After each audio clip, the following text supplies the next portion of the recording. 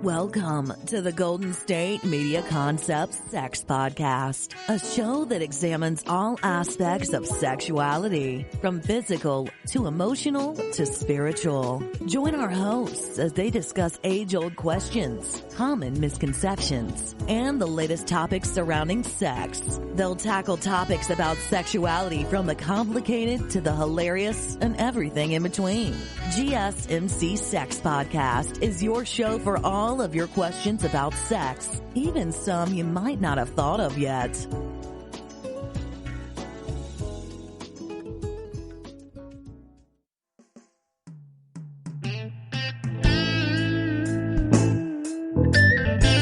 Thank you for listening to the GSMC Sex Podcast, brought to you by the GSMC Podcast Network. I'm your host, Gaelika Brown. Now, I am not a sex expert, but I do love me some Dr. Ruth, though. But I am not Dr. Ruth. However, I have spent some time on this earth, and I have experienced some things and have witnessed some things. And because I am an excellent listener, I've heard some things. I'm a student of human behavior, and I love to learn. I love to research topics and present what I have learned, which is what I do on this podcast. And of course, I'm going to give my 2 cents on the matter. But I will also include what experts have to say.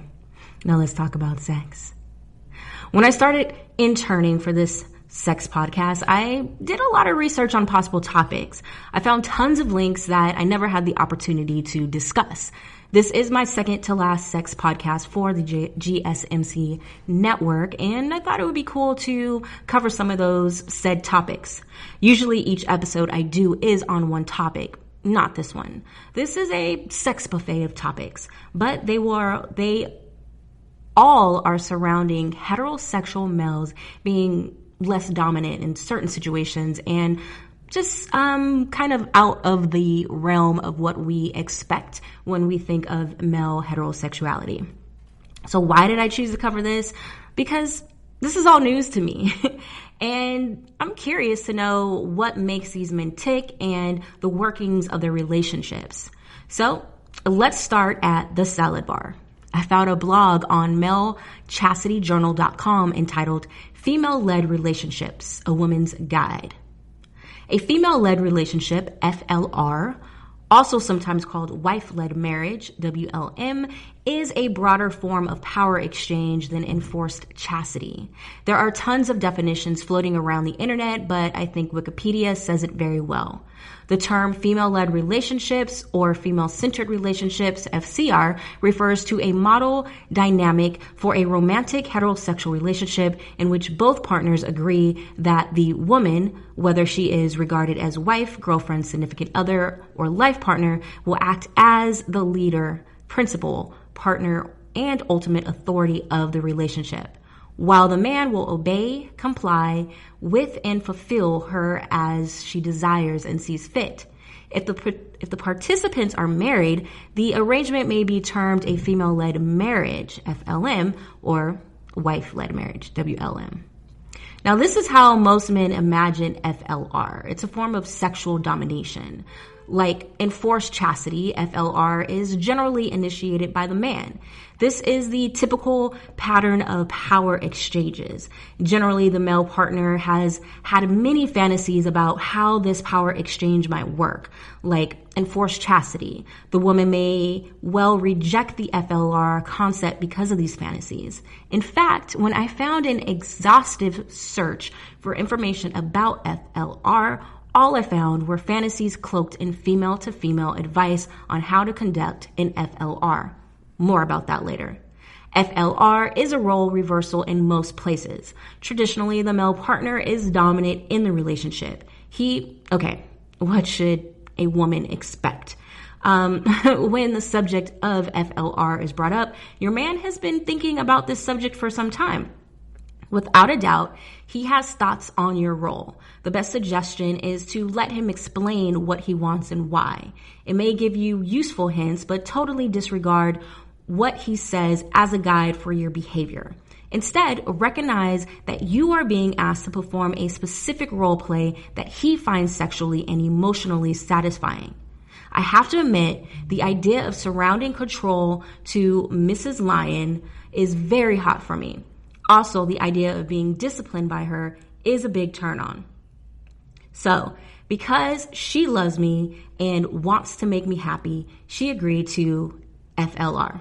The main point is that FLR is a role-playing game. Guys, don't get too bent out of shape. It really is.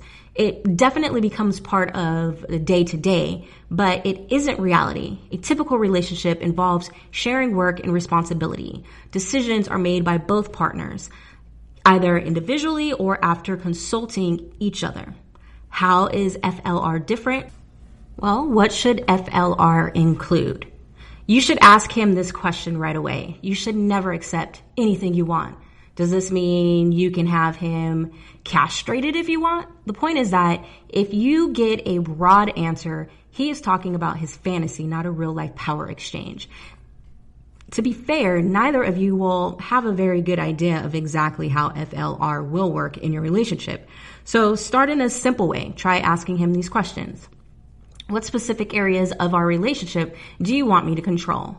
If his answers are too broad, stop him and get him to create a small list. Maybe decide what we eat, decide where we go out, decide what TV shows I can watch and when, have to turn it off, decide what I can spend on extras, make sure I do what you ask. What I may correct you for, this is not the same as decisions you should make, maybe for forgetting to do something I'm supposed to do. For not paying attention to what I say, for not doing something I told you to do, for interrupting. He says, I'm very guilty of this one. For breaking a rule. What rule do you want? Or what rules do you want? This is an area that male fantasies have a lot of rich, if unrealistic ideas. It's absolutely possible to have a FLR with no rules. But if you are doing this to make him happy, some rules will make FLR much more exciting. Here are a few that make good starters. Orgasm control. No masturbation when alone. Orgasms only when I want you to have them. Obedience to instructions during sex. Permanent wear of chastity device. I mean, gosh. This is all very, very, very interesting. I'm just wondering, like, the psychology of the man who agrees for this. Like, it's one thing to do it, like, on a one-off or occasionally, but if this is, like, your day-to-day relationship, So, household rules. These are common fantasy-driven rules found all over the web. Only use these if it works for both of you. They're primarily designed as mildly humiliating reminders of this role, of his role.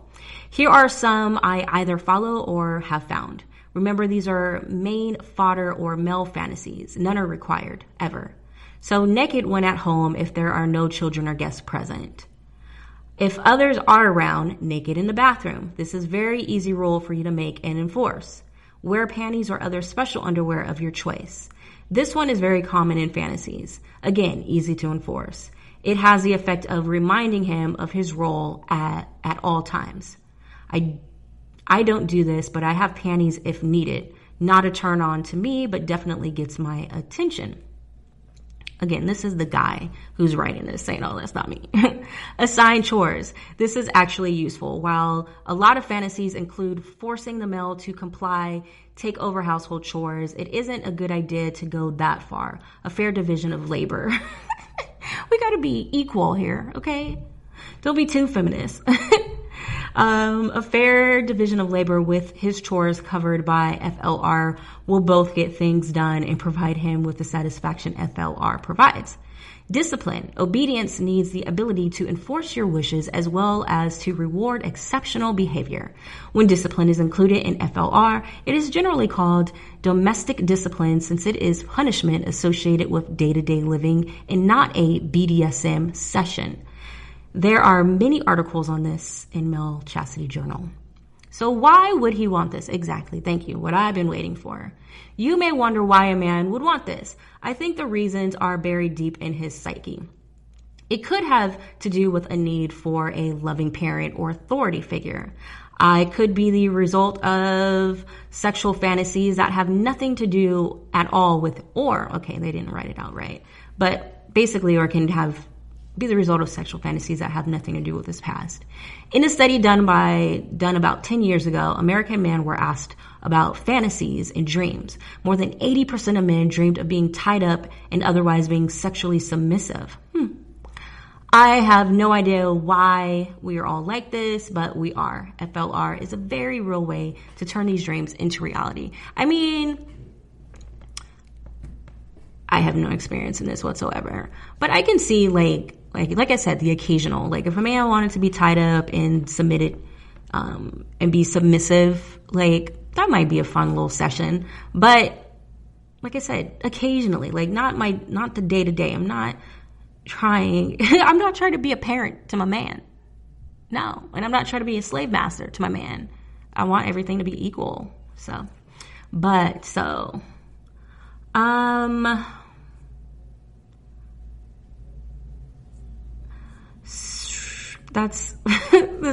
lot. We'll just wrap there with the salad bar, and we'll take a break and return with the main course, spanking. You really can't underestimate the importance of having the right creative work for your brand or your product. Whether it's a logo, a website, a book cover, or an ad campaign, you really need a quality design to make that big difference pop and deliver your overall engagement and success in a competitive market. That's where Design Crowd comes in. Design Crowd has over 750,000 designers from Sydney to San Francisco ready to help you with awesome creative ideas. They make crowdsourcing work for you. So if you need a logo or you're working on your creative branding, you can go to designcrowd.com and post a brief describing the design you need. And then within about 2 to 7 days, you'll receive up to over 100 different designs from designers around the world. Then you pick the best design and approve payment to the designer. So you're only paying for the design that you want. It takes a lot of the guesswork out of freelancing and out of crowdsourcing. And you don't have to be a huge company like Harvard Business School to use Design Crowd, although they have used it as well. You can start a project on Design Crowd for as little as $99. And if you go right now to designcrowd.com/health and wellness or enter the promo code health and wellness on their website, then our health and wellness listeners will receive up to $150 off of your design project. That's designcrowd.com/health and wellness or entering that promo code health and wellness. Still on the search of that one true love? On the limbo in this crazy world of dating, marriage, relationships? Well, listen to the Golden State Media Concepts Relationship Podcast, your one-stop podcast for everything about relationships.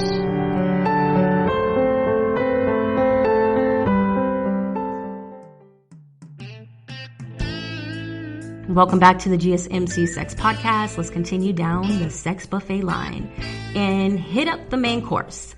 MaleChastityJournal.com also has a write-up entitled The Difference Between Play Spanking and Punishment.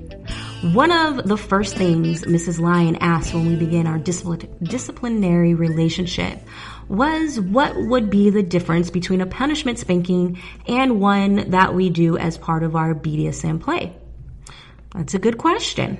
BDSM spanking are certainly painful like a punishment spanking. Over time, we reasoned that the play spankings were different because there was a slower warm-up. This didn't seem to be enough for me. I finally believe I understand the real difference. It all became clear after I read a recent post by a man who is in a domestic discipline relationship. Like me, he is spanked when he displeases his wife. He rarely writes about what happens when he gets punished. Recently, he recounted a disciplinary season. His wife used a wide variety of implements on his rear end. She let him know that she was unhappy with him. She used paddles, hairbrushes, and straps. One of my favorite bloggers, Julie of Strict Julie Spanks, Blogspot.com has written numerous posts about spanking her husband. She makes it very clear that his spankings are scenes, not disciplinary. She uses a wide variety of implements to vary the sensations he gets. At the end of his spanking, he is very sore. He wants these spankings. We have two different people performing two kinds of spankings. Both are administered by wives on their husbands. Both make use of an assortment of implements. They also continue their spankings until husbands are extremely sore. For the record, both men not only consent to this, but want it. Again, the psyche of that man and this man who is writing this. Very interesting. Unlike these two, Mrs. Lyon prefers to use one implement. In fact, I think she's pretty indifferent about which one she uses. Her objective is to make me sorry that I did something wrong. Generally, her spankings, while painful, don't go on as long as the two I wrote about above. I decided to do a little research. I started reading about other disciplinary couples that apparently have no BDSM background. Generally, these are husbands who spank their wives. They do this out of tradition, religion, or family. What religion is that? Please tell me so I know not to walk up into that church. Obviously, consent isn't required. It comes out of their culture. They tend to use single implement, usually a paddle. The idea of introducing variety into punishment simply doesn't occur to them. Their objective is to send a strong message designed to correct behavior. I find the lack of consent troublesome. However, I believe these are true examples of domestic discipline. There are no BDSM counterments. The objective is to correct behavioral problems with painful spankings. In our situation, this is complicated because I like to be spanked. Mrs. Lyon, on the other hand, doesn't particularly like to spank me. Oh, poor fella. Need to find someone who wants to whoop your ass. She does it because I want it and because she wants me to be properly corrected. It's true that she will give me play spankings. These spankings feature multiple implements designed to give me different sensations. They are almost always foreplay for sexual activity when she's done. Punishments are administered with one, possibly two implements. Mrs. Lyon's intention is to make me feel her displeasure. More correctly, give me a reason not to break the rules. I think she may be beginning to learn that if I repeat on offense too soon, the spanking wasn't strong enough to send the message. In any case, my punishments are generally administered with a single paddle, with absolutely no regard to providing any sensation other than pain. There are much closer to religious, cultural, domestic discipline than the BDSM flavored variety I read about on the web. I don't intend this as a criticism of how other people do it. It is strictly up to the disciplining wife to decide how she wishes to punish her husband. The only reason the single implement very unpleasant spanking style is important to me is because of my long history of getting BDSM play spankings. Over the years, we have been practicing domestic discipline. I found that only after the spankings become sufficiently unpleasant did I truly learn from them. No. So like a little boy, you gotta be whipped to learn. But that doesn't always work. I think you can learn without being beat. But, okay, even if she never intended it, Mrs. Lyon clearly signals the difference between play and punishment, both with the selection of a single implement and the dedication to making me unhappy to be in the position of accepting her swats. Of course, after punishment, there is no sex.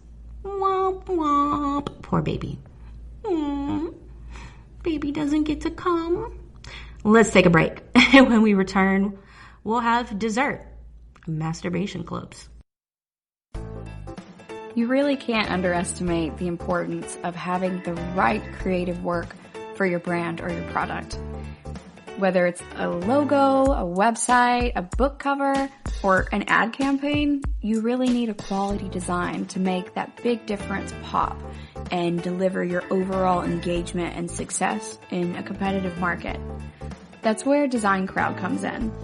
Design Crowd has over 750,000 designers from Sydney to San Francisco ready to help you with awesome creative ideas. They make crowdsourcing work for you. So if you need a logo or you're working on your creative branding, You can go to designcrowd.com and post a brief describing the design you need. And then within about 2 to 7 days, you'll receive up to over 100 different designs from designers around the world. Then you pick the best design and approve payment to the designer. So you're only paying for the design that you want. It takes a lot of the guesswork out of freelancing and out of crowdsourcing. And you don't have to be a huge company like Harvard Business School to use Design Crowd, although they have used it as well. You can start a project on Design Crowd for as little as $99. And if you go right now to designcrowd.com/health and wellness or enter the promo code health and wellness on their website, then our health and wellness listeners will receive up to $150 off of your design project. That's designcrowd.com/health and wellness or entering that promo code health and wellness. Tired of searching the vast jungle of podcasts? Now listen close and hear this out. There's a podcast network that covers just about everything that you've been searching. Hey! The Golden State Media Concepts Podcast Network is here. Nothing less than a podcast bliss with endless hours of podcast coverage. From news, sports, music, fashion, cooking, entertainment, fantasy, football, and so much more. So stop lurking around and go straight out to the Golden State Media Concepts Podcast Network. Guaranteed to fill that podcast itch. Whatever it may be. Visit us at www.gsmcpodcast.com. Follow us on Facebook and Twitter and download us on iTunes, SoundCloud, and Google Play.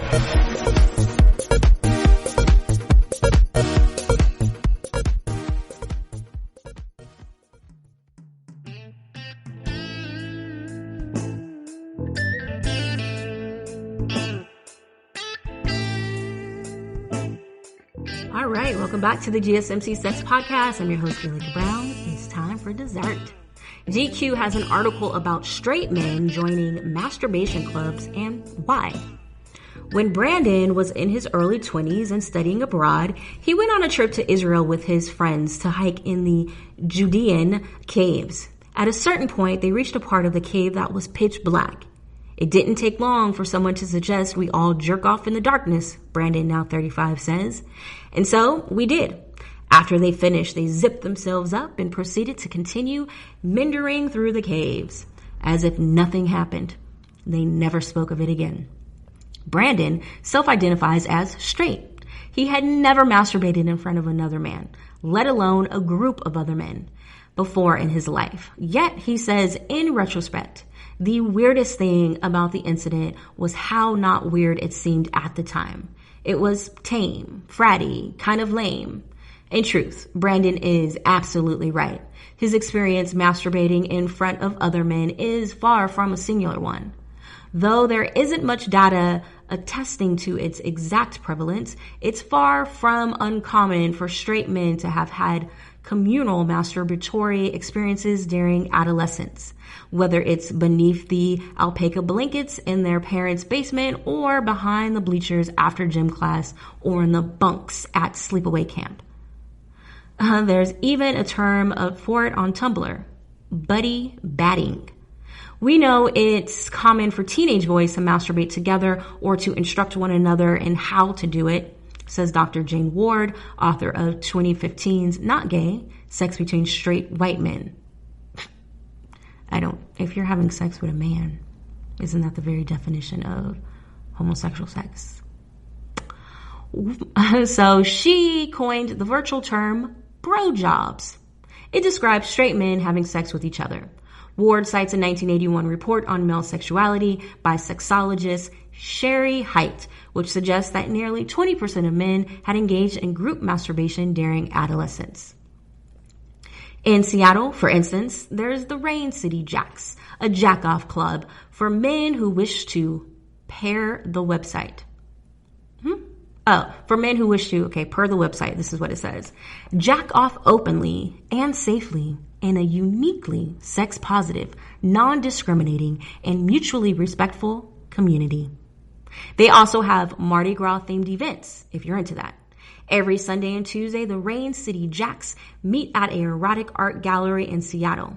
The furniture is covered in canvas, and volunteers hand out small plastic cups of lube to guests. We try to be environmentally responsible, but people want their own clean lube. Rain City Jacks founder and organizer Paul Rosenberg told me. The lights are dimmed slightly and soft music plays while the men gather, either alone or in small clusters, and proceed to jerk off, all the while keeping conversations to minimum to ensure everyone stays in the moment. So, I mean, they give them, what they say? They give them plastic cups of lube. What do they come into? Do they get plastic cups for that? And how is a plastic cup environmentally safe? Okay. Most of the attendees at Rain City Jacks are gay men, but Rosenberg says it's not uncommon to see curious straight men at the club events. He conducts annual surveys of the group and says that while the majority of members are gay, about 10% of Seattle's Jacks 300 or so members self-identify as heterosexual, with 25% identifying as bisexual. You can sometimes tell a guy is straight because he's not interested in kissing another guy. It's easy for him to focus on the penis, but not to be physically affectionate. Nonetheless, he says they all get something out of it.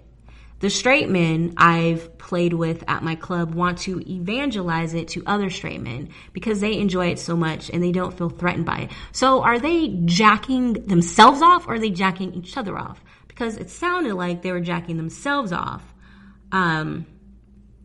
Initially, music plays while the men gather and proceed to jerk off. But then he says about men that he's played with. Yeah, I played with at my club. So, or whatever. I can understand, I don't understand this at all, but it will seem more heterosexual to me if a straight man was there and he was jacking himself off and not having another man touch him, not being aroused by other men, not necessarily looking at other men and getting aroused, just more so like, oh, my junk is bigger, or some whatever man heterosexual thought. And yeah, obviously not kissing another man. So I don't get it, how you can kiss another man and be jacked off by another man, but still identify as straight. Or not even, as straight. I mean, wouldn't you be bisexual at the very least? So, and then other straight men being like, yo, dude, man, you gotta have another man jack you off. I went to this gay jerk off club. What they call it? Rain City Jacks. I went to Rain City Jacks, man. Shit was bomb. You gotta come with me, bro. You gotta come. You gotta come. No pun intended. But, Rosenberg, the owner dude, says they may feel no romantic attraction to other men, but we've given them a green light to experiment, to touch another man's penis. See, that's gay. To share pleasure with each other. One of the terms I hear a lot is that this is the ultimate form of male bonding. I mean, isn't that conversations? Having like intimate conversations, sharing your past, not touching each other's dick. But for some straight guys who attend jack-off clubs, looking at or touching other penises may almost be beside the point. Ward, the author of Not Gay, says that some men with exhibitionistic tendencies jerk off in front of other men as a way to get validation, say a compliment about the size of their genitals that they may not necessarily get from their female partners. Yeah, maybe because there's nothing to compliment. They may not necessarily. She said one man said he frequently attended jack-off clubs because he wanted to masturbate in front of his female partner, but she had no interest in watching him do so. She's like, yeah, I'm trying to fuck. But, I mean, hey, I'd rather you jack off in front of me than go have some dude jack you off. So, come on, girl. To this man, jack-off clubs weren't much different than guys popping the hood and comparing engines. He said this was something he had a strong desire to share with other men. According to Dr. Gloria Bram, a sexologist, says psychology makes sense. People always feel stronger in a group. Doing it with a bunch of other guys may give a shy man permission to be his own wild self and enjoy the pleasure of masturbation. She says, so alternatively, a masturbation club could offer a pressure-free opportunity to get off without the assistance of a partner. For men who find it easier to come by hand rather than through penetration, it can be very freeing to be in a crowd with others who may be in the same place. Also noting the added thrill of exhibitionism the setting provides. On its surface, the idea that man might masturbate in front of other men as an assertion of heterosexuality might sound strange. But in truth, Ward points out, there's not much of distinction between the communal experience of a jack-off club and, say, going to a strip club and getting a lap dance at the same time as your friend. I think there's a big difference. One, a dude is touching your dick and jacking you off. The second, a woman is on your lap, gyrating, and you have your clothes on. Totally different. Okay. Or having sex in the same room as your male roommate during college. No, still not the same thing. You're having sex with a woman, your male roommate's having sex with a woman. You're not fucking each other. Definitely not the same.